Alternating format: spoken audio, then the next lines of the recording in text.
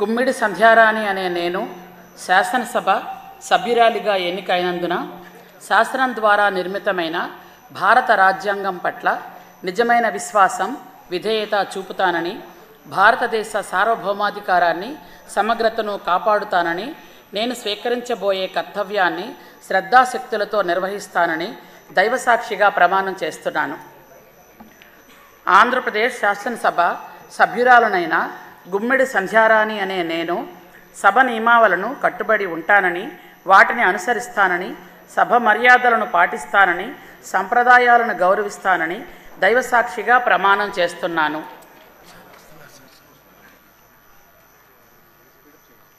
Shri Satyakumar Yadav.